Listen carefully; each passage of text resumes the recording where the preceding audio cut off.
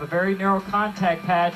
You don't really have to worry about tire wear in these short races as you would on the bigger machines. The local favorite, Rodney Fee, sits pole position. Look at Vicki Jackson-Bell back there, 7th place qualifier, and she gives up nothing to the guys in this class. Kent Kunigitsu, who is a journalist, and there will be a number of very familiar names to many of you. John Ulrich, the editor-in-chief and owner of Road Racing World magazine, a veteran 125 campaigner, 1975 AFM champion in the class. And there are a lot of machines on the starting grid for this competition. These fellows have come mainly from California, but a few from as far away as Japan to take the start here at Laguna Seca Raceway. Revving up the engines and getting them ready to go. Oh, a couple of big jumps out of the back. And quick off the line goes the number 6 machine of Joe Cubbage, riding for the Race Against Cancer team. They come up over the hill into 4th gear. This first corner will be critical to get through. We're on board on the John Hopkins bike. Everybody wants to get through this part of the racetrack pretty cleanly. So far, so good. And look at the huge field of riders the Buzz Bikes have taken to Laguna Seca Raceway, and the crowd is gathered up around the fences to see these little bikes strut their stuff. Out in front quickly goes Rodney Fee, the pole sitter from the outside of the front row. An unusual starting position there as they set the pole position on the right side, even though the first 2 turns are left-handers. Well, Rodney Fee, he's a veteran of this class. He's had a lot of success in the California area. In the 125 National Championship a few years ago. As you can see, they're battling up under the hill, going through turn 6. He's kind of a blind left-hander. Then up the track, up to the most famous corner in racing, one of the most famous, the corkscrew. The famous or infamous, if you choose, corkscrews turn at Laguna Seca Raceway. Rodney Fee out in front with Hiromi Hachiya out of the Racing Factory USA, a team based in the Seattle area. But Hachiya, a Japanese rider who was brought over along with his teammate Endo, who we will see a little bit later on the number 10 bike. These 2 guys come with a lot of game and a lot of reputation. You can see the varied lines that everybody is using. You can get away with that on this 125 as we got a pass. Looks like for 2nd place. Geep Terranova goes into 2nd position. He and Rodney Fee battle along with Vicki Jackson-Bell, and Vicki got a very bad start here. She qualified, they got very limited track time, and so a lot of the qualifying times were way down. People have been trying to dial these bikes in, but right back goes Hiromi Hachiya to take the 2nd position away, and then it is still Terranova looking inside on his 47 bike. World Sports Import sponsored machine out of San Jose, California.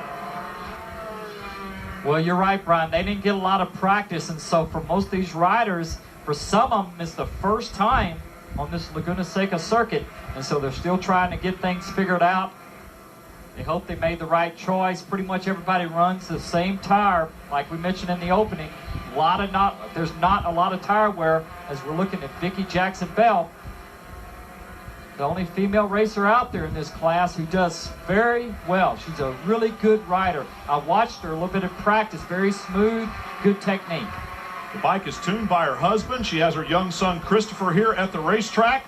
And we are just underway in the 2nd lap of 125 GP action at Laguna Seca Raceway, the Moto Liberty 125. Stay with us, everybody. Welcome back to Laguna Seca Raceway for 125 action. There's a look at Rolando Quintero and Vicki Jackson-Bell, who's now up to 6, trying to recover. And she's going to make up another spot real quick there as Quintero puts his hand in the air and signals everybody to go on by. Apparently, his machine has given up on him. And a yellow flag down, and Geep Terranova off the racetrack up at the top of the corkscrew. 2 riders off the racetrack. That's Kenta Endo out there in the gravel with him. Terranova gets back going again and heads down the hill with a little gravity assist. And Endo, unfortunately, is not going to be able to continue quite as easily. Well, that's unfortunate. That's one of the passing areas. Let's take a look here from the bottom of the corkscrew. We can't really see, but it looks like they got together. More than likely, one of the riders was trying to make a pass, and there just wasn't enough room. The rider on the outside probably turned in, and of course they collided. They both look like they're okay, so that's the most important thing. Rodney Fee still out in front, no problems for him. Kenta Endo flew in just for this race. He only got a couple of laps in, so that was a long trip for not much racing. And took out the battle there for the lead. Now there's just 2 riders up front as Vicki Jackson-Bell has moved all the way up to 3rd place now. With her bad start, that's a great ride. In qualifying, she was a little bit off the pace, but that you really couldn't pay attention to that, Brian, because of the lack of practice. Vicki Jackson-Bell up to 3rd place after a bad start. She's rolling now. A veteran competitor, raced for years motocross in Europe. Talk about a tough way to go. Geep Terranova in and now back out of the pit. Apparently his crew making some minor adjustments and allowing him to resume competition, but he's way down on track positions.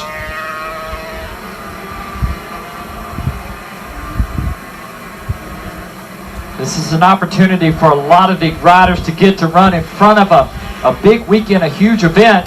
This 125 class is kind of special to my heart because of the fact that I won my first national championship on a TA 125 a lot of years ago. I'm not going to say how many, Brian, so don't you, but it's a matter of record. Look it up. Yeah. It's great racing. And you know, nowadays it's a pretty inexpensive way for younger riders and even veterans to go out and race GP style bikes. So I really miss seeing this class on a regular basis. And those of you female motorcycle racing fans out there, take heart in the performance of Vicki Jackson-Bell. She is the real deal, folks. This is not just a hobby for her. It is a full-time. Now Ben Solis off the racetrack. And boy, these guys are so anxious to put on a good show out here that a few of them are running off the track, something that's not real easy nor common on these small bikes. Usually these guys are able to keep them between the lines. Hey, you notice that was a good catch from the corner worker. Good pass on. Let's take a look here. More than likely coming on the front straightaway out of the last turn there. Lost the front end, looked like it was on the entry. Just pushing hard. Ben Solis broke his collarbone a few weeks ago at Willow Spring, so he's riding injured. And we're looking back up front now, and this is the leader, Hiromi Hachiya, teammate of Kenta Endo, who is out of the race, and he's got his hands full with Rodney Fee and vice versa. Making that run up the hill. It's so important on these low 125s to carry a lot of corner speed. If you lose a drive, as you saw there, Rodney Fee, just that little bobble coming down the hill, Rodney Fee was able to get a good drive and almost made the pass.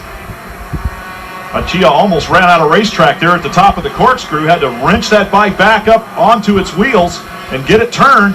And here is the result. And 125 racing in Europe, of course, on the World GP circuit. And Hachiya runs off the track trying to go inside there of Rodney Fee. Fee, the veteran, he has seen all of these tricks before and has fought off most of them. He is a consistent winner in 125 class. It's interesting, Freddie Spencer, that no American has ever won a 125 World GP as we take another look. Well, you can see there Hachiya on the outside. He gets just off the curbing. Little bodying when these bikes are so light, no problem. But look at the gap that Rodney Fee was able to make up, or pull away, I should say, from Hachiya, just that one mistake. Rodney Fee now out in front, benefiting from the mistake. Let's quickly go down to pit road, and the third member of our broadcast team, we couldn't do without him. Here's Larry Myers in the pit of Geep Terranova. Geep had to pull into the pits after that crash. What did you do to his bike, Randy? Excuse me one more time. What did you have to do to Jeep's bike when he pulled into the pits? The shift lever was bent inward. He couldn't shift. Did you say what happened up on top of corkscrew? He felt like he got rear-ended by somebody. Okay.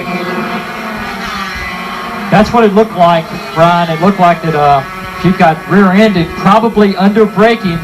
The other rider was trying to make a pass. Bent the gear shifter. They came in, bent it out so he could shift the bike. Doesn't look like there's anything wrong with it. What a disappointment for him. Geep Terranova making up positions. Back to Laguna in a moment. Rodney Fee out in front. We're looking from the onboard camera of John Hopkins, the California 80cc champion on a 125, looking to move up to 250s. He is right behind Vicki Jackson-Bell. You can hear the clutch slipping on John Hopkins' bike as he's trying to get up under Vicki Jackson-Bell. Low entry line into turn 3. They have to slip the clutch out of the slower corners. These bikes, these low 125s, don't have a lot of torque. They rev.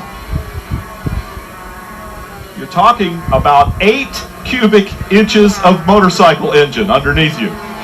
Yeah, these bikes very lightweight. Like I said earlier, they carry a lot of corner speed. You want to keep the RPMs up. Very narrow power bands. It's always been the case. A lot of shifting. Let's listen.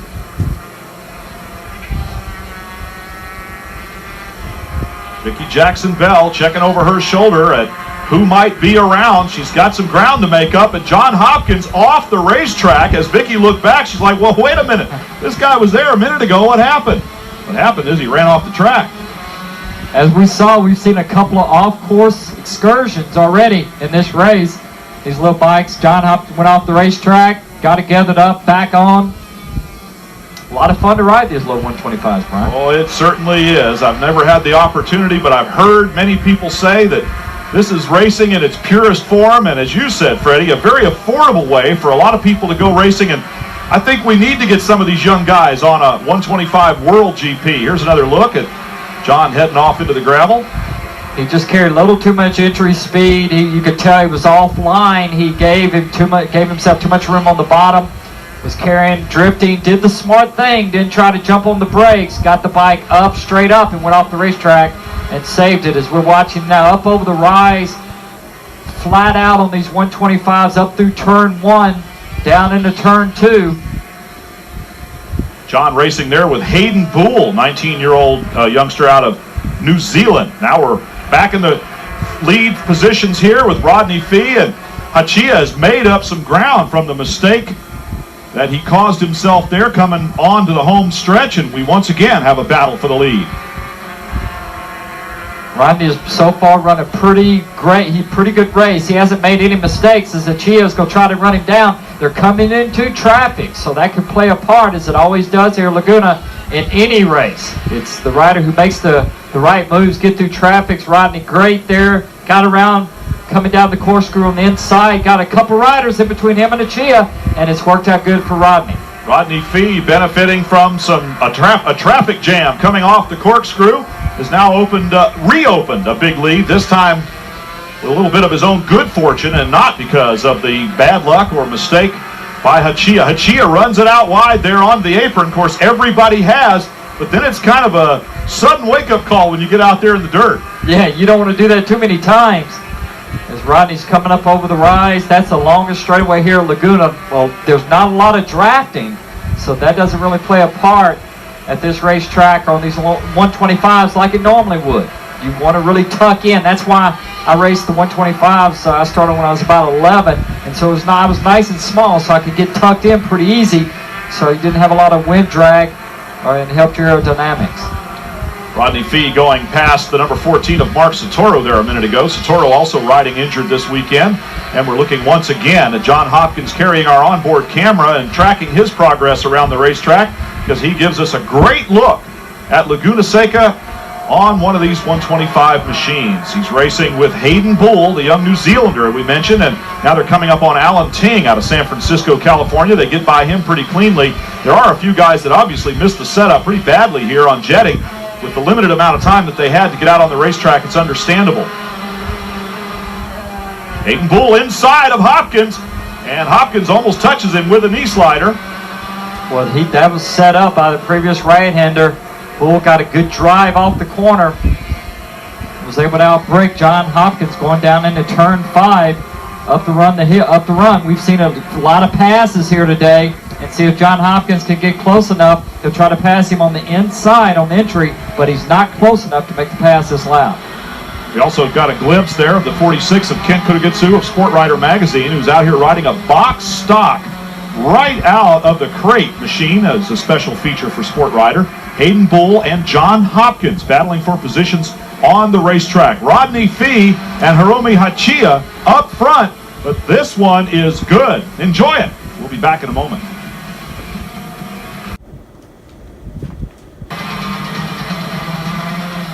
John Hopkins and Hayden Boole battling for position. Boole made a nice pass on him just as we went to commercial break. These two guys going after one another at the Laguna Seca racetrack. It makes these bikes look even smaller than they are. Will this be a great racetrack to ride at level 125 on, as we're on board with John Hopkins coming out of the new part of the racetrack. That's turn 3, 4, down into 5. This battle, though, and the mistakes that have been made where John ran off the racetrack, has allowed Vicky Bell to pull away, and she's pretty secure in third place at this point with just a few laps to go. There is the 47 of Geep Terranova, who was collided with at the top of the track. He came back out in 32nd position. He's moved up to 21st. And as fast as Geep is around the track, his given name is Gerald. That's what his mom gave him, but everybody else calls him Geep.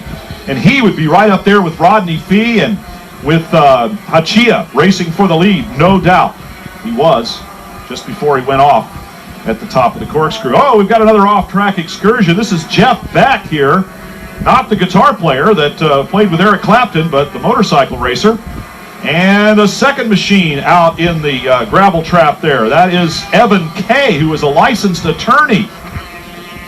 See if there's going to be any litigation in progress here. Hopefully not, but let's take a look. We can see the first crash looked like Jeff Beck. He just got up on the paint on the exit of the corner, up on the curbing, and the rear end just came around and he crashed. A little too much entry speed. That corner right there is pretty deceiving. It's very flat. And if you're not careful, you'll try to run too low of a line in there and then have to tighten up and carrying too much speed. But Rodney Fee has run the best race of anyone all day long. Like I said earlier, he's a veteran of this class.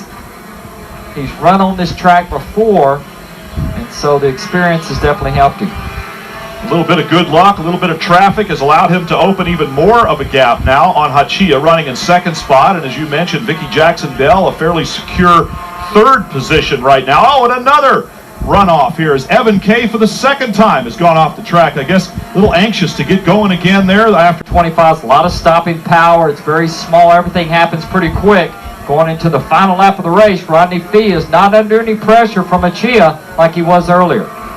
He has put on a flawless performance out here today. Rodney Fee riding the double zero machine. He had 2 successful seasons in the European Open Championship. He won the first 2 races in this 3-race series sponsored by Moto Liberty, a Chinese-American looking to go back to Europe again in 1999. There's Hachia with a lap rider in between he and the leader, Fee. Well, Fee hasn't put a wheel wrong all day long, and with just 1 lap to go, I doubt if there's an opportunity for Hachia, unless Rodney makes a mistake, for him to make up that amount of gap that Rodney Fee has built up. Mistakes have not been a part of Rodney Fee's game in any of the races so far this season. He could go a perfect 3 for 3 with a victory here today. Hachia trying to claw back some ground late in the race, but on the final lap and the final time, in fact, down the corkscrew here momentarily, I agree with you, Freddie. It might just be too late. Well, Rodney's just cruising this last lap. He has it on cruise control. Hachia has pushed hard. What a great ride for him, though, coming in for this one race and then putting on such a good performance. Rodney Fee on his way to the finish line aboard his World Sports Imports 1997 RS-125 Honda. He'll see the line in a moment as he rounds turn 11. And for the final time, we'll go up the straightaway, checks behind him one more time, and yes, 125s can wheelie.